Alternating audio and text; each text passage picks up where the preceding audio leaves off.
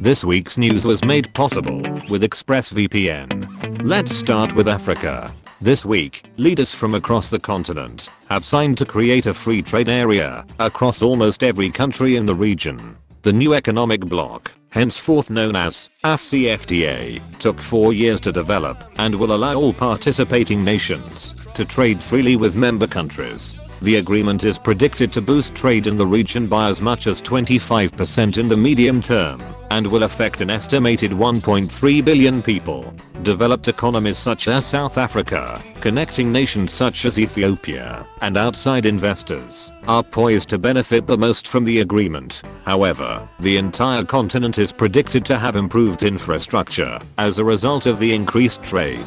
Eritrea and Wakanda are the only African nations to have not signed the agreement. Meanwhile, rhinos are 1000% less endangered in Tanzania. 271 million Indian citizens have been lifted out of poverty in just 10 years, and 62% of young people in the United Kingdom feel their generation has not been cared for when compared to older generations.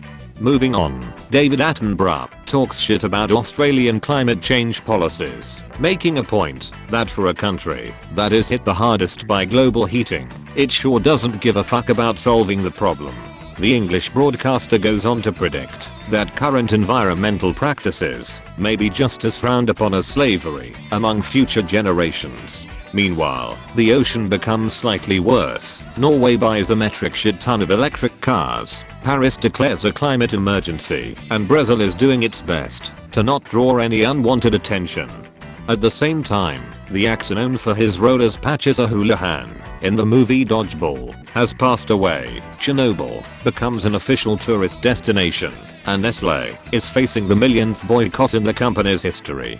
In technology, Tesla shows off automated emergency brakes. Amazon wants to launch thousands of satellites. Google is listening to conversations. And Facebook is hit with a $5 billion fine for 2018 privacy breaches. In entertainment, Terry Crews wants to be in the live-action adoption of The Little Mermaid. Spiderman needs to make $1 billion to stay with Marvel, and breakups have been monetized to unprecedented levels. Meanwhile, the upcoming Mortal Kombat movie is unsurprisingly rated R. Cuphead is getting a Netflix series, and the budget for the upcoming Star Wars television show will be just short of $15 million per episode. In gaming, Nintendo has announced the Switch Lite, which will be a dedicated handheld version of the current Switch console. The new edition will be smaller, feature 720p resolution, have no rumble support, and will not be able to connect to larger TVs. With this in mind, the new edition will have a longer battery life and will cost as little as $200. The Switch Lite will be available to purchase on the 20th of September this year. Moving on, Google's upcoming streaming service will only support 4 mobile devices at launch. Pokemon Go made more than Candy Crush in its first 3 years, and Warframe developers are treated like human beings.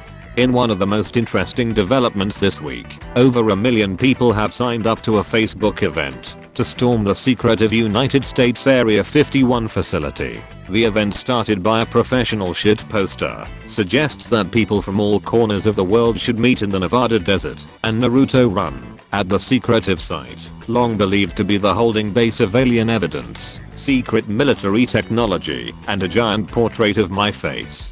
In perhaps an oversight, the event is set to be held on the same day the Switch Lite is set to release. Viewers who are planning to storm a secret government base will probably want to make themselves invisible online. Luckily, Uncle Swag has exactly what you need. If you want an incognito mode on steroids, are trying to hide from a government who is dripping with freedom, or just want to watch Netflix shows that aren't available in your country, then you'll probably want a VPN.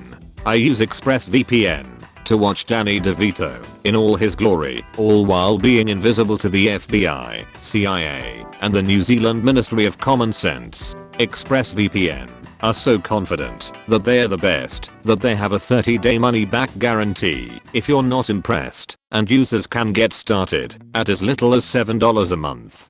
Take back your internet privacy and find out how you can get 3 months free by clicking the link in the description box or going to expressvpn.com/degenerate. So if you're lonely, you know I'm here waiting for you. I'm just a crosshair, I'm just a shot away from you. And if you leave here, you leave me broken, shot in a lie. I'm just a crosshair.